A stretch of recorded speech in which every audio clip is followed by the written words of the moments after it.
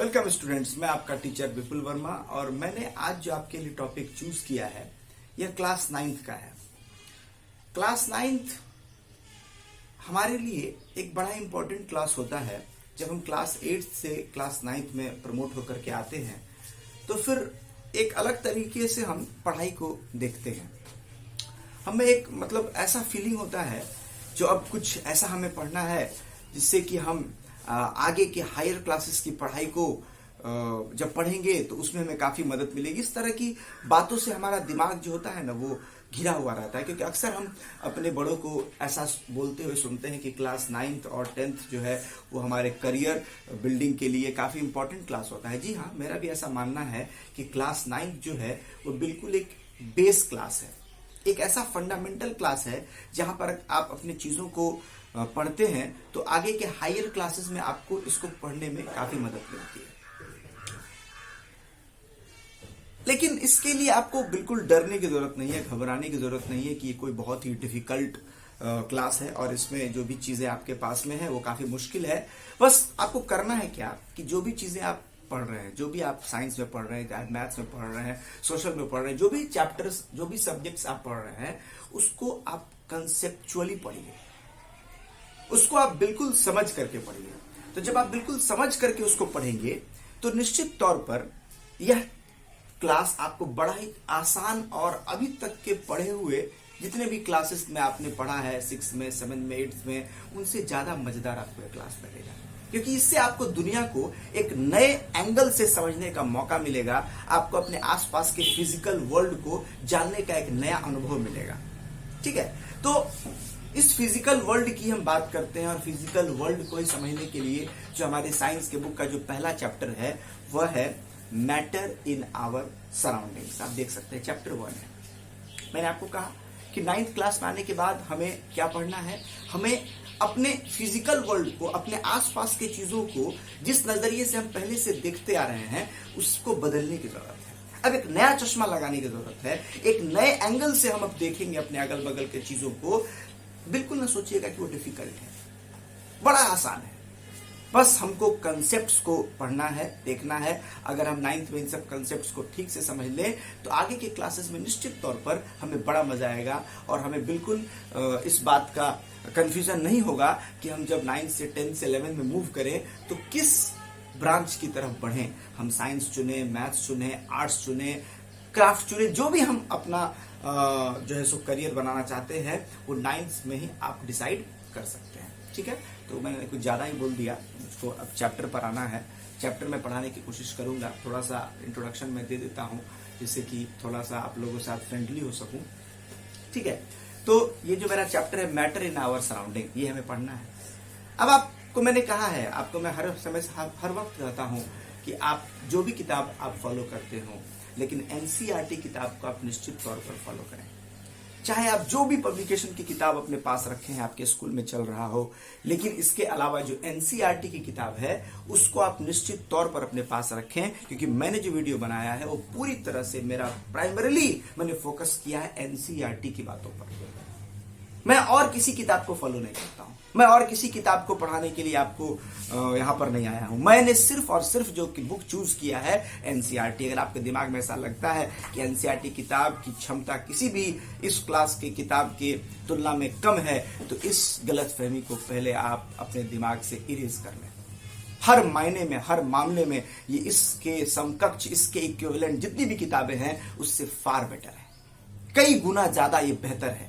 और अगर आप इस किताब को पढ़ने के लिए सीख लेंगे तो किसी भी किताब को पढ़ना आपके लिए बिल्कुल ही आसान हो जाएगा, एकदम आसान हो जाएगा। इस किताब को पढ़ने के लिए आप सीखें, पेंसिल रखें, किताब अपने सामने में रखें, क्योंकि जब भी कोई बात ऐसी होगी जो मैं बोलूंगा उसको आपको अंडरलाइन करना पड़ेगा, वहां बगल में आपको स्पेस है तो लिखना पड़ेगा।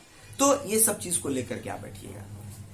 हमारा चैप्टर है मैटर इन आवर सराउंडिंग। देखिए, मैटर वर्ड हम लोग 4 से 5 से पढ़ते आ रहे हैं लगातार। Something which has mass and occupies space, ठीक है, which has volume is called matter. बिल्कुल बिल्कुल, आप बिल्कुल जानते हैं मैटर का डेफिनेशन। आप ना जानते हो ये मैं मान नहीं सकता हूं। बिल्कुल आपके पास मैटर का कोई ना कोई डेफिनेशन है, पर मैंने क्या कहा, आज हमें चश्मा बदलने की जरूरत है, हमें अलग तरीके से इसको सोचना है। ठीक है, तो वो हम सोचेंगे, बदलेंगे। अब देखिए सराउंडिंग, सराउंडिंग भी आप समझते हैं। सराउंडिंग, हमारा सराउंडिंग, जैसे मेरे सराउंडिंग में मेरा ये कैमरा है, आपके सराउंडिंग में आपकी घर की चीजें होंगी। आप अगर मोबाइल फोन अपने गार्डन में लेके बैठे हुए हैं तो हो सकता है कि आपके अगल बगल बर्ड्स होगा, ट्रीज होगा और दूसरे घर होंगे। तो सराउंडिंग में आप देख सकते हैं नदी होगा, पानी होगा, बहुत तरह की चीजें आप अपने सराउंडिंग में देख रहे होंगे। तो जो भी चीज आप अपने सराउंडिंग में देख रहे हैं, यह चैप्टर उन्हीं चीजों के बारे में आपको बताएगा, उन्हीं चीजों के बारे में आपको समझाएगा। Matter in our surrounding. देखिए, मैटर इन आवर सराउंडिंग जो प्रश्न है, यह कोई नया प्रश्न नहीं है। जब से धरती पर मानव ने जन्म लिया है, जब से धरती पर मानव पैदा हुआ है, जब से धरती पर मानव ने अपने अगल बगल की चीज को देखना शुरू किया है, तभी से उसके दिमाग में यह सवाल घूम रहा है कि मैटर क्या है, क्या है मैटर इन आवर सराउंडिंग। और इसके लिए वो नित्य नए आंसर खोज रहा है, ढूंढ रहा है, और इसने अपना अलग अलग थ्योरी भी दिया है। हम भारतीय हैं, हम इंडियन हैं। हम इंडियन की अगर बात करें तो इंडियन फिलोसोफर ऐसा मानते थे, ऐसा उन्होंने थ्योरी दिया है कि ये जो पूरी दुनिया है ना, जो भी चीज हम देख रहे हैं, चाहे वो लकड़ी हो, चाहे वो पत्थर हो, चाहे वो पानी हो, चाहे वो लोहा हो, जो भी चीज अपने हम इर्द गिर्द देख रहे हैं, पहाड़, नदी, झरना, जो भी कुछ हम देख रहे हैं, लाइट, साउंड, जो भी कुछ अपने आसपास हम महसूस कर रहे हैं, सबको इन्होंने ऐसा माना कि ये 5 चीजों की बनी हुई है, 5 चीजों की बनी हुई है। हमारे बहुत सारे धर्म ग्रंथों में इस बात का उल्लेख है, 5 तत्वों का उल्लेख है, ऐसा कहा गया है, मेंशन किया गया है। 5 एलिमेंट्स, 5 ऐसे चीजों के बारे में बताया गया है जिससे कि पूरी दुनिया का निर्माण हुआ है, पूरे ब्रह्मांड का निर्माण हुआ है। हमें जानना है कि हमारे इर्द गिर्द की जो चीजें हैं, जो मैटर है, वो उसका निर्माण किससे हुआ है, वो किससे बना है। जो मटेरियल हम यूज करते हैं, प्लास्टिक हो, पेन हो, लोहा हो, पेपर हो, जो भी हमारे आसपास जो चीज है, वो मटेरियल किससे बना हुआ है। तो इसके लिए जो इंडियन फिलोसफर्स की हम बात करते हैं, प्राचीन विशेषज्ञों की बात करते हैं, जो लोग सामने में कुछ थ्योरीज लेकर के आए थे, उस थ्योरी में हमने यह देखा है, हम यह पढ़ेंगे, हमारे बुक में दिया हुआ है 5 एलिमेंट्स। 5 एलिमेंट्स क्या है? तो ये 5 एलिमेंट्स है फायर, ये 5 एलिमेंट्स है अर्थ, ये 5 एलिमेंट्स है स्काई, वाटर। आप देख सकते हैं यहाँ पर दिया हुआ है, यहाँ पर दिया हुआ है 5 तत्व, air, earth, fire, sky and water. ठीक है, तो चाहे लिविंग हो चाहे non living, whatever around us, whatever our surrounding, whether living और non living, is made up of what? Is made up of 5 elements according to the Indian philosophers. Similarly इसी तरह से हमारे world के दूसरे हिस्सों में भी जो फिलोसफर्स आए, जो स्कॉलर्स आए, उन्होंने भी जो अपना मत दिया, वो बिल्कुल हमारे भारतीय फिलोसफर से मिलता है। उनका भी ऐसा मानना है कि ये पूरी दुनिया जो है सो इन्हीं 5 तत्व से मिली हुई है। इसी तरह का क्लासिफिकेशन आया। लेकिन आज इतने वर्ष बीत जाने के बाद हमारी किताबों में जो बातें दी हुई हैं, ये बात किसी एक समय का नहीं है। हाँ? तो बिफोर क्राइस्ट जो डेवलपमेंट्स हुए, ठीक है, आफ्टर क्राइस्ट जो डेवलपमेंट्स हुए, इतने हजारों सालों का जो मतलब एक रिसर्च है, वो सारा रिसर्च हमारे सामने में आ चुका है। हमें बस उसको पढ़ लेना है ताकि हम आगे के रिसर्च करने में समझ सके जो कैसे हम उसको रिसर्च करेंगे। तो जो बातें हमारे सामने में आ चुकी है, अब हम एक एक लाइन को, इस हिस्टोरिकल पूरे इवेंट्स को तो हम तुरंत में नहीं पढ़ लेंगे, लेकिन इसको हम जो ब्रॉडली हम देखेंगे, तो ये जो हिस्टोरिकल हमारा जो चलेगा, इवेंट जो चलेगा, इसमें हम लोग मैटर को 2 तरीके से देखेंगे। एक उसको फिजिकल तरीके से देखेंगे, एक उसको केमिकल तरीके से देखेंगे।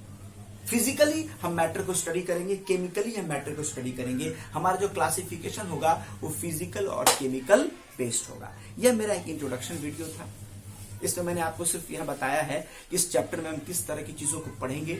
हमें मैटर के बारे में पढ़ना है। मैटर के बारे में बहुत सारे ओल्ड कंसेप्ट्स हैं, बहुत सारे जो स्कॉलर्स का अपना कंसेप्ट है, इंडियन स्कॉलर्स का कंसेप्ट है, ग्रीक फिलोसफर्स का कंसेप्ट है। लेकिन ओवरऑल जो प्रेजेंट डे में जो सीन है वो हम इस बुक में पढ़ेंगे। तमाम तरह के एक्टिविटीज के साथ हम अपनी पढ़ाई को आगे कंटिन्यू करेंगे। अगला एक्टिविटी जो आपका है वो है एक्टिविटी 1.1। इस एक्टिविटी की चर्चा मैं अपने नेक्स्ट वीडियो में करूंगा। ठीक है, तो ये वीडियो मैंने सिर्फ आपको इसलिए बनाया है ताकि आप ये समझ सके कि यह वीडियो हमारा किस कंटेंट से रिलेटेड है, इसमें हमें क्या चीजें पढ़ने के लिए मिलेगी। क्लास 9th का है, तो मैं फिर से आपको बता दूं, NCERT बुक और एक पेंसिल लेके आप जरूर रेडी रहें ताकि आप मेरे नेक्स्ट वीडियो को अच्छे तरीके से कंसेप्ट को समझते हुए एंजॉय कर सकें। Take care, good bye.